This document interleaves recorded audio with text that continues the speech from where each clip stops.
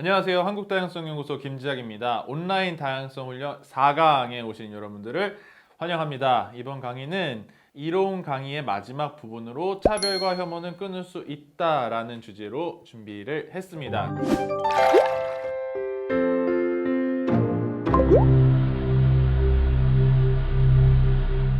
첫 번째 시간에 시작할 때 사회화 과정의 순환이라는 표를 보여드렸죠. 그래서 우리가 이미 차별과 억압이 공고히 자리 잡은 세상에서 우리 안에 고정관념과 편견이 어떻게 사회화되고 아무것도 하지 않으면 사회화 과정의 서클을 돌게 된다고 말씀드렸죠.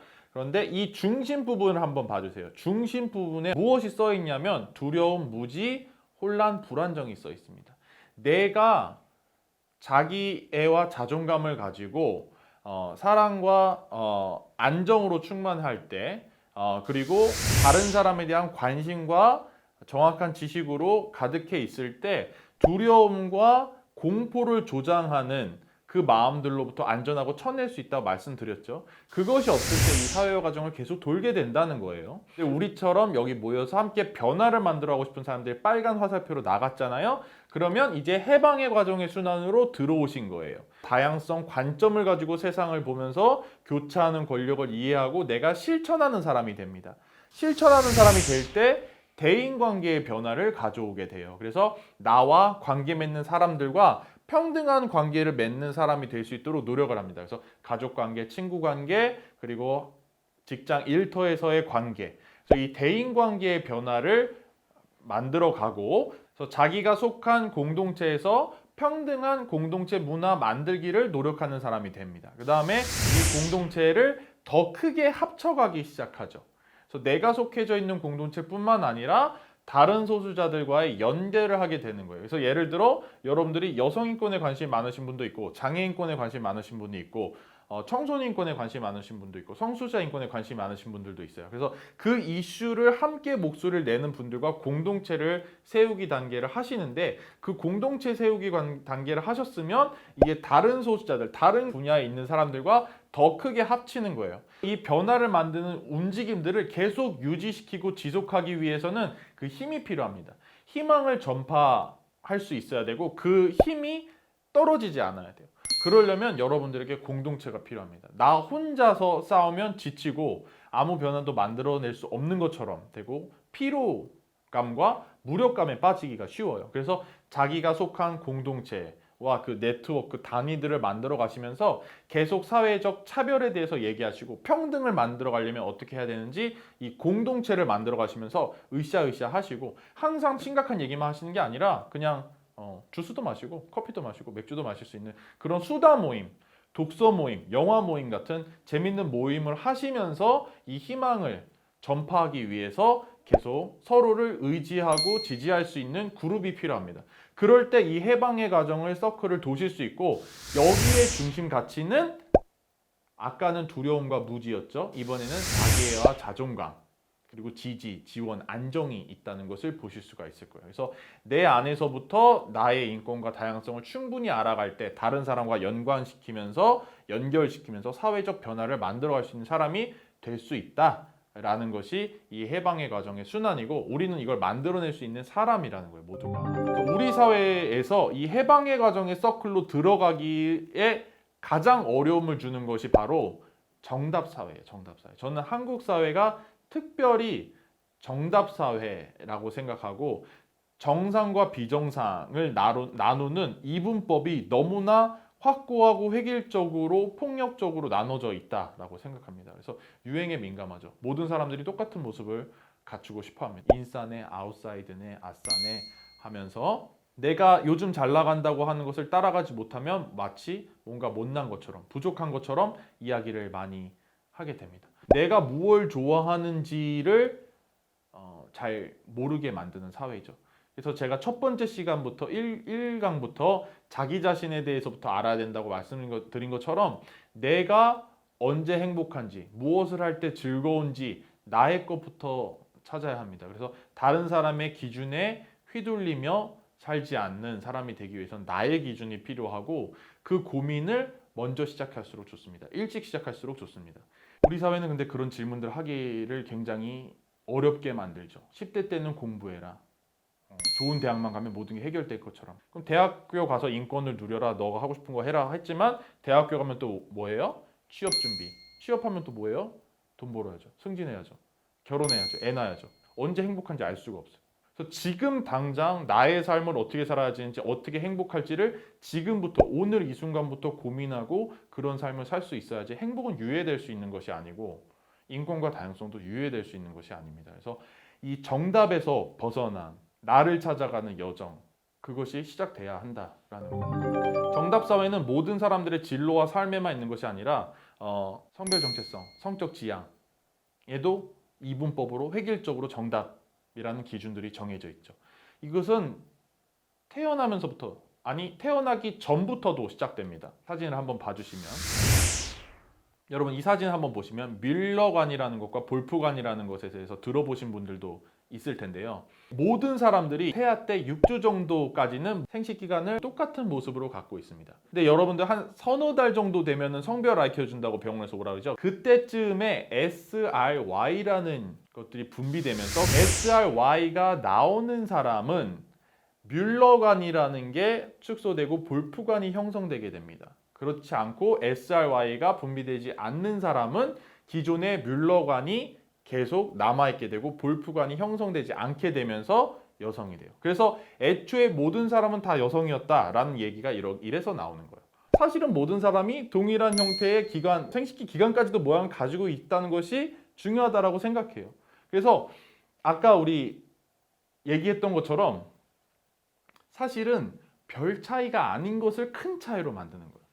아니면 아예 차이가 아닌 것을 큰 차별의 이유까지도 만들어가는 것도 여기서 볼 수 있습니다. 이 생식기 모양, 외부 생식기 모양 하나만을 가지고 성별을 정해주는 거를 우리가 지정성별이라고 하는데요. 거기 이야기 이제 들어가도록 하겠습니다. 뱃속에서부터도 시작됩니다. 이것도. 이제 서너 달이 되면 아기 성별을 가르쳐준다고 오라고 하는데 자 왕자님입니다. 또 공주님입니다. 이러거나 아니면 핑크색을 준비하세요. 파란색을 준비하세요. 이래요. 남자 성기라고 하는 고환이라는 것을 발견했다라고 하면 파란 색깔을 준비하세요 라고 하면서 얘를 남자아이라고 정해주는 거예요. 정해주는 걸 우리가 지정성별이다 이렇게 얘기합니다. Sex assigned at birth라고 하는데 생물학적 성별, 사회학적 성별 이런 얘기를 많이 들어보셨다면 오늘은 이 지정성별이라는 단어를 가져가셨으면 좋겠습니다. 그래서 파란색으로 준비하세요 라는 것은 여기서 뭐냐? 남성성이라는 거. 성역할 고정관념과 성통념, 성표현을 이미 정해준 거죠. 파란색으로 준비하고 바지를 입히고 레이스나 분홍색 이런 거 치마는 안 되고 로봇을 갖고 놀아야 되고 뭐 소꿉놀이나 이런 건 안 되고 뭐 씩씩해야 되고 울면 안 되고 이런 남성성이라는 것을 가지고 키워나가게 되는 겁니다. 그다음에 얘는 누가 돼야 되냐? 남자가 돼야 됩니다. 남자가 돼야 된다는 것은 뭐냐? 첫 번째로는 성기 모양과 일치하는 성별 정체성을 가져야 돼. 시스젠더 남성이어야 된다는 것과 두 번째는 남성성 수행자가 돼야 된다는 것. 누구한테 끌려야만 또 정상이에요? 여성한테만 끌리는 이성애자여야지만 정상이라는 것까지 정해지는 거예요. 태어나기도 전부터 성기 모양 하나만으로 성별과 성별 정체성과 성 역할과 성적 지향까지 정해져 있는 것처럼 생각되게 사고가 굳어져 있는 거죠.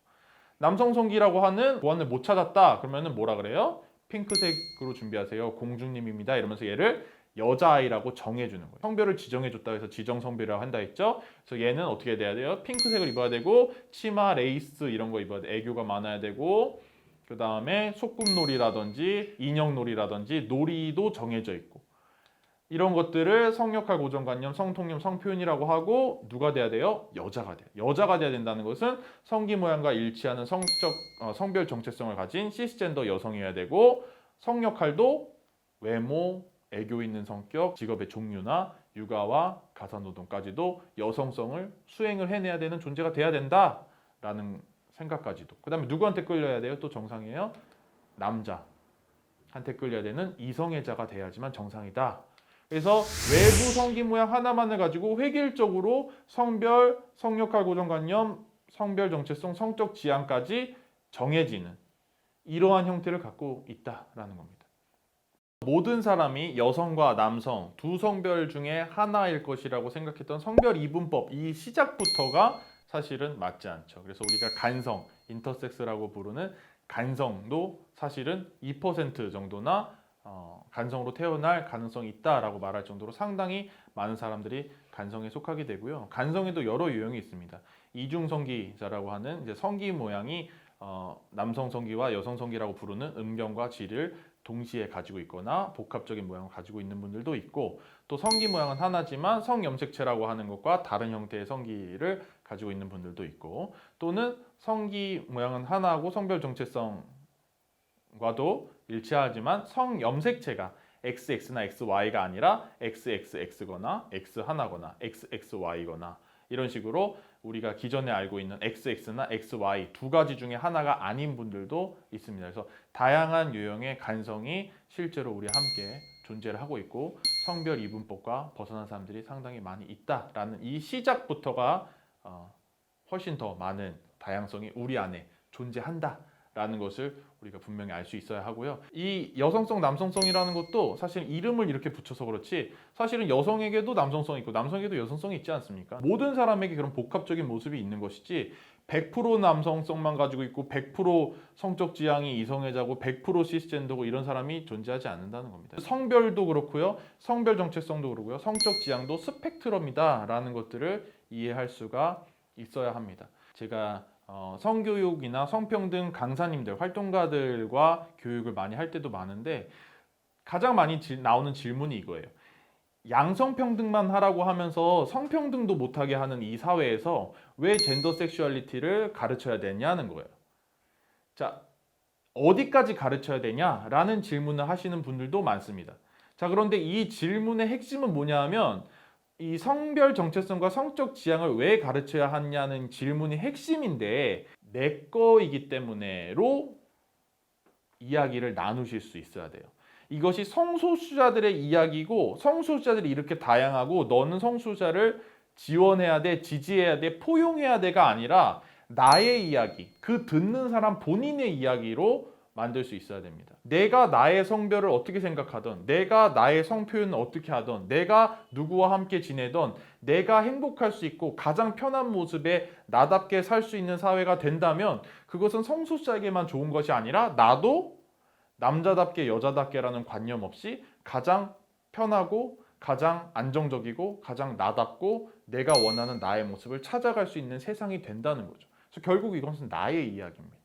그래서 성소수자에 대한 이야기들을 오늘 다 나누질 못했는데, 제가 수년간 교육을 하고 성평등 이야기를 나누면서 다닐 때 동성애나 성소수자에 대한 이야기들, 질문들 나온 것들을 모두 모아놓은 책을 이제 작년에 냈습니다. 그래서 인권 옹호자 예수라는 책을 보시면 성경을 근거로 성소수자를 비난하는 사람들을 위해서 문장들이 왜 쓰여져, 저자가 누구인지, 그리고 역사적 맥락과 청자가 누구였는지를 분석해서 그 성경 구절을 다시 해석할 수 있어야 된다라는 그 6개 구절에 대한 해석과 가장 심한 편견과 오해들을 정리를 해놨거든요. 그래서 최대한 간단하게 쉬운 말로 쓰려고 노력을 했으니까 성소수자들에 대한 인권이 더 궁금하시거나 기독교인이셔서 이 논의가 더 궁금하시고 아직 해결되지 않는 것들이 있으시다면 이 책을 읽어보시는 것도 도움이 될 것 같습니다. 사회적 정체성 표를 보는 활동을 하나 하고 이제 마무리하는 시간을 가지면 좋겠는데요. 사회적 정체성 표는 제가 이 다운받으실 수 있는 링크를 걸어 드렸습니다. 이 링크에 들어가셔서 다운을 받으시면 되는데, 특권 그룹과 경계 그룹, 억압 그룹이라고 되어 있을 거예요. 그래서 특권 그룹은 다시 한번 설명하면 아무것도 안 해도 잘 먹고 잘 사는 사람이 아니라 사회적 부와 명예와 네트워크 같은 사회적 자원에 다가가기 한 발 더 쉽고 스스로 생각하고 결정할 수 있는 주체적인 삶을 더 살 수 있고 자기 자신이 정상이나 표준이라고 생각할 수 있는 사람들이 특권 그룹에 있고요. 그 다음에 억압 그룹은 사회적 부와 명예와 네트워크 같은 사회적 자원에 다가가기 한 발 더 힘들고 스스로 생각하고 결정하는 기회들을 더 많이 박탈당하고 내가 비정상인가 잘못됐나 오류인가 의심하는 과정들을 많이 겪게 되는 사람들 억압그룹이라고 말씀드렸습니다. 그 다음에 경계그룹은 사회적 시선과 사회적 배경에 따라서 사람들이 나를 특권 그룹으로도 여길 수도 있고 억압 그룹으로도 여길 수 있는, 왔다 갔다 할 수 있는 사람들이 경계 그룹에 있습니다. 그 다음에 인종, 민족, 성별, 성별 정체성 쭉 우리가 연구소에서 다루는 13가지 정체성을 이제 표에 넣어놨는데요. 가장 먼저 오늘 하셨으면 좋겠는 활동은 뭐냐 하면 지금 속해져 있는 정체성에 동그라미를 치시면서 내려오시면 되겠습니다. 그래서 유색인종이면 유색인종, 뭐 한국인이면 한국인, 남성이면 남성, 여성이면 여성, 간성이면 간성, 그다음에 동성애자면 동성애자, 이성애자면 이성애자. 자기가 해당되는 현재 해당되는 박스에 동그라미를 치시면서 내려오시면 되겠습니다. 잠깐 정지를 하시고 활동을 하신 후에 플레이 하시면 되겠어요. 동그라미를 쳐주세요.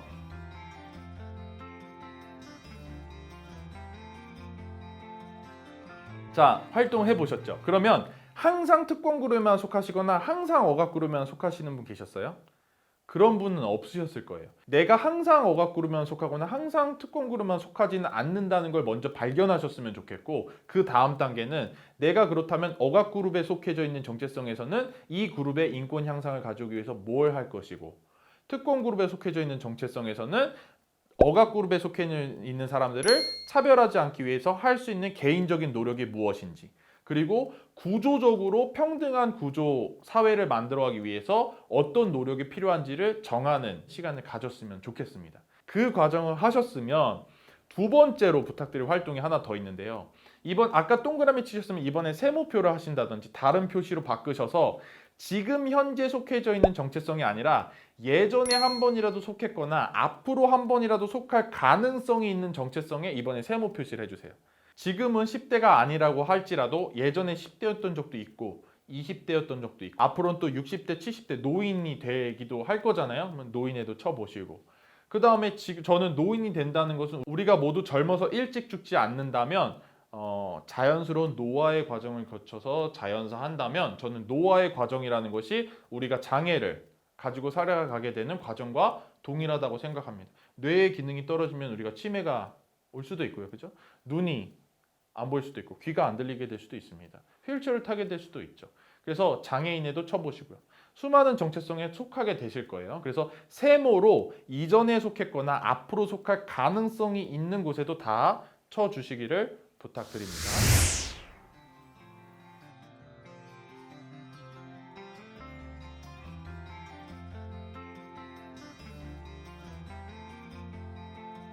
네, 이 활동까지 해보시니까 어떠세요? 이전에 1라운드 했던 것보다 더 많은 정체성에 속하게 되셨죠. 그래서 지금 현재 이 모습뿐만이 아니라 내 전체 삶을 놓고 보면 훨씬 더 수많은 정체성에 속하는 걸 보실 수가 있을 거예요. 그래서 내가 이렇게 종합적이고 복합적이고 수많은 모습에 속하는 것처럼 다른 누군가 소수자를 만난다고 하더라도 이 사람이 다른 영역은 나와 정말 비슷할 정도로 수많은 박스에 속해져 있는 사람일 수도 있는 거죠. 그래서 그 한 가지 모습만으로 이 사람의 전체를 판단해 버리면 이 사람을 알 수도, 나를 알 수도, 이 사회를 알 수도 없게 된다라는 것을 느끼고 경험할 수 있는 활동지가 됐으면 좋겠습니다. 그래서 마지막 결론입니다. 그래서 우리가 어떠한 모습을 가지고 나아갈 때 평등한 사회를 만들 수 있는 사람이 될 수 있을까? 두 가지로 얘기 드릴 수 있습니다. 첫 번째로는 상향식 접근 방법이라는 게 있는데 바름업 방식이라고도 합니다. 상향식 접근 방법은 나와 내가 속해져 있는 공동체의 인식 수준을 높이는 것부터예요. 내 안에 있는 고정관념과 편견을 인식을 먼저 하고 그것을 줄여나가는 것, 그리고 차별적인 언행을 하지 않는 것부터가 시작입니다. 그 다음에 그것을 전파를 하는 거죠. 근데 혼자 하면 힘들고 지치고 나가 떨어진다 했죠. 그래서 독서 모임이나 영화 모임, 수다 모임 같은 걸 하시고 동아리를 만드시고 학회 같은 것도 만드시고 또는 가입을 하시고 그다음에 지지하는 인권단체 같은 데 가입도 하시고 계속 같이 지지하고 목소리를 낼 수 있는 그룹들을 만드시는 거예요. 그래서 나의 인식 전환부터 주변 사람의 인식 전환까지 서서히 만들어가는 것을 우리가 상향식 접근 방법이라고 합니다. 그 다음에 하향식 접근 방법이 있어요. 탑다운 방식이라고도 부르는데 법과 제도를 통한 사회의 변화예요. 법과 제도를 바꾼다는 것은 사실은 아주 큰 교육의 효과가 있습니다. 우리가 지금 차별금지법 제정에 대한 논의가 아주 크게 진전되고 있는데 차별금지법은 사실은 차별하는 사람을 처벌하려는 목적의 법은 아닙니다.